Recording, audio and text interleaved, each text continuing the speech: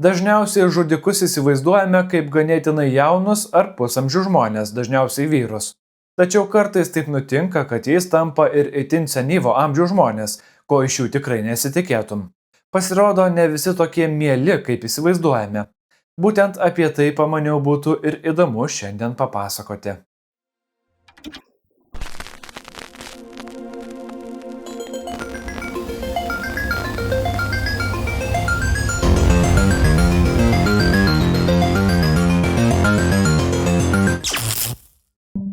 Tamara Samsonova yra 78 pensininkė iš Sankt Peterburgo, kurią žmonės praminė močiutė skerdikė. Tokią pravardę ji užsitarnavo atlikdama mažiausiai nuo 11 iki 14 žiaurių žmogžudysčių. Ji galiausiai buvo sulaikyta 2015 po to, kai sukapojo 79 moterį. Kratų metu policija jos bute rado dienoraščius rašytus rusų, anglų ir vokiečių kalbomis. Juose ji detaliai aprašė savo nusikaltimus. Viename įraše ji prisipažino nužudžiusi nuomininką Valodę. Jo kūną ji sukapojo vonioje ir dalimis išmėtė skirtingose miesto vietose. Samsonova dažniausiai apsvaigindavo aukas vaistais, o joms netekus sąmonės kūnus sukapodavo.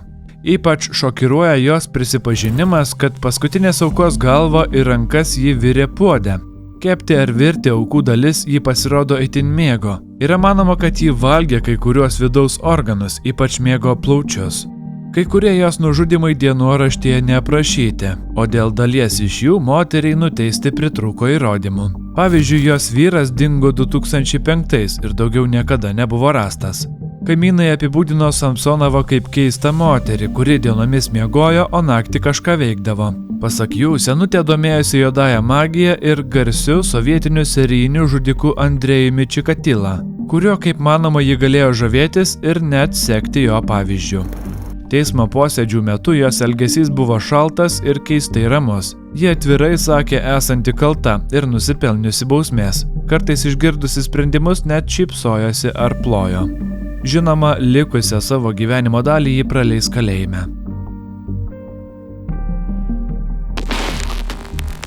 Praeitais metais Ohajo valstijoje policija sulaikė 81 Williamą Broką. Jis keistomis aplinkybėmis nužudė Uber vairuotoją. Prieš incidentą senukui skambino telefoniniai sukčiai, pareikalavo $12 000, kitaip nužudys jo giminaitį. Tuo pat metu sukčiai per Uber programėlę Williamo adresu iškvietė 61 Loleta Hall. Jai nurodė atvykti pas Broką ir paimti iš jo siuntinį. Vairuotoja apie jokius sukčius nežinojo ir tiesiog atvyko kaip į eilinį užsakymą.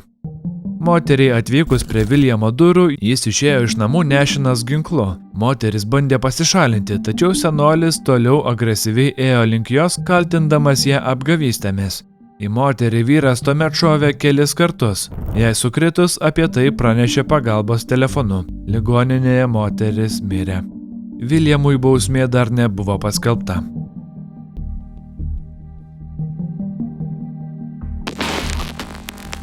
Nanny Doss, dar vadinama kikenančia močiute, buvo serijinė žudikė iš Oklahomos. Ji buvo atsakinga už mažiausiai 11 žmonių mirtį. Iš išorės ji atrodė draugiška, rami ir maloni kaimynė, tačiau iš tikrųjų sistemingai naikino savo šeimos narius, dažniausiai juos nuodydama arsenu. Pirmosios aukos buvo jos pačios vaikai. 1920-aisiais pirmasis vyras rado jųdviejų vaikus negyvus virtuvėje. Nors Nanny tuomet teigė, kad tai buvo nelaimingas atsitikimas, vyras jie nepatikėjo ir šią paliko. Vėliau paslaptingi skrandžio negalavimai jos aplinkoje vis kartojosi. Vienas po kito mirė jos vyrai, giminaičiai ir net kiti kūdikiai. Lūžis įvyko po 5-ojo vyro Samuelio Dosso mirties 1954. Skirtingai nei ankstyvaisiais atvejais šį kartą buvo atliktas skrodimas, kuris organizme atskleidė mirtinas arseno dozes. Po to buvo ekshumuoti ir kiti šeimos narių kūnai. Tyrimai parodė, kad Nanny nunuodijo savo 4 vyrus, 2 vaikus, 2 seseris, motiną, anūką ir sūnėną. Spaudžiama įrodymų ji prisipažino. 55-aisiais Nanny Doss buvo pripažinta psichiškai pakaltinama ir nuteista kalėti iki gyvos galvos. Mirties bausmė nebuvo skirta iš dalies dėl to, kad ji buvo moteris.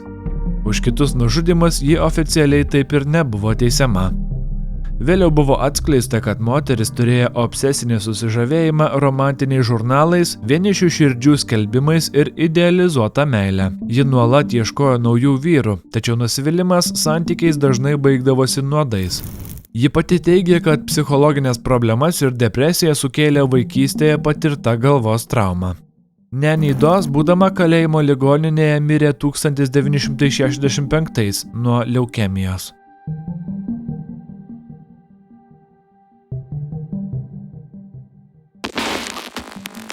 Faye Copeland buvo amerikiečių serijinė žudikė iš Misūrio valstijos. Ją mirties bausmė nuteisė kartu su jos vyru Rėju Copelandu. Jie tapo seniausia pora Jungtinių Amerikos valstijų istorijoje, kuriai paskirta mirties bausmė. Nuosprendžio metu Faye buvo 69, o Rėjui 76.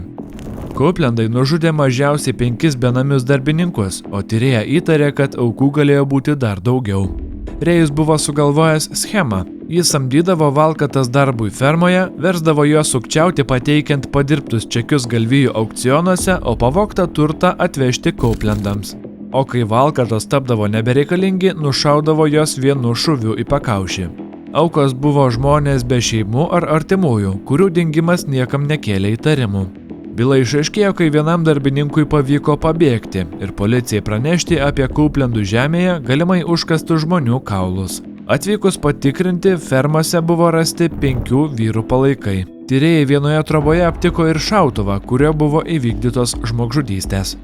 Sutuoktiniai vedė ir tokį savotišką savo dienyną. Ten buvo sąrašas su jų darbininkų vardais. Jei šalia jų buvo pažymėtas X-iukas, tai reiškia, kad jie jau buvo nužudyti. Tarp jų sąraše buvo ir aukų, kurių palaikų policija taip ir nesurado. Šiurpino ir faktas, kad senutė iš aukų drabužių buvo pasisiuvusi savo antklodę. Porelė savo mirties bausmės taip ir nesulaukė. Senis Copelandas mirė 93, o šiojo žmonai pakeitė bausmę į kalėjimą iki gyvos galvos. Tačiau gavusi insultą ji tapo daržove ir po metų mirė slaugos namuose.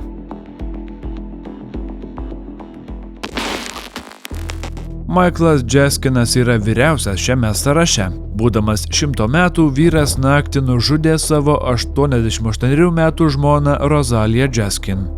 Michaelas vieną naktį atsikėlė, pasiėmė kirvį ir priėjęs prie miegančio žmonos ėmė ją kapoti. Nustojęs pasiėmė peilį ir persipjovė savo riešus. Kūnus po kelių dienų rado susirūpinę artimieji, kurie nesugebėjo su jais susisiekti. Todėl atvyko patikrinti, ar viskas gerai. Tyrėjai nenustatė aiškaus nužudimo motyvo, tačiau atskleidė, kad porelė dėl savo buitinių konfliktų buvo žinoma. Kaimynai porą apibūdino kaip ramią ir uždarą. Jie dažnai matydavo Rozaliją dirbančią sode, o Michaelą vedžiojantį šunį. 2025 Niujorke 95 moteris Galina Smirnova buvo sulaikyta už antrojo laipsnio žmogžudystę. Ji kaltinama mirtinai sumušusi savo 89 slaugos namų kambariokę. Į jų kambarį prieš vidurnaktį įėjusi darbuotoja rado Nina Kravcovą savo lovoje be sąmonės, kruvina su giliomis galvos ir veido žaizdomis. Medikai ją nugabeno į ligoninę, tačiau moteris nuo patirtos traumos buku daiktų mirė kitą rytą. Slaugytojai tuo metu rado Smirnovą vonioje, plaunančią kraują nuo rankų.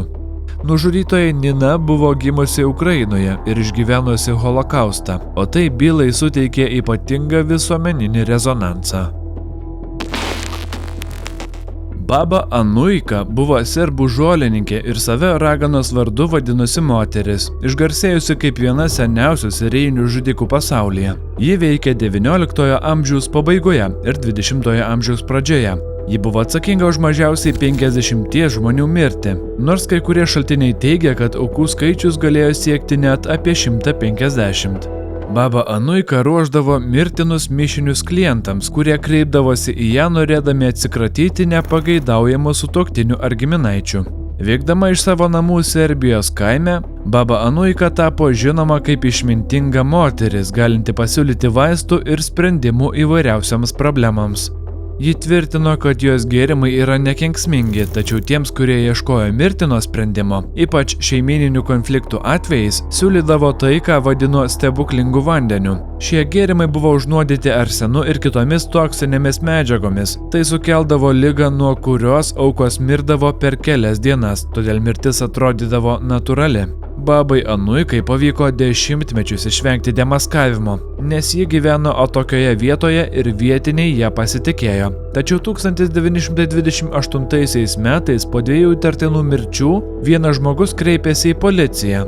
Baba Anuika buvo suimta ir, būdama 90 metų, nuteista už daugybę žmogžudysčių. Jai buvo skirta 15 metų laisvės atėmimo bausmė, tačiau dėl garbaus amžiaus ji buvo paleista po 8 metų.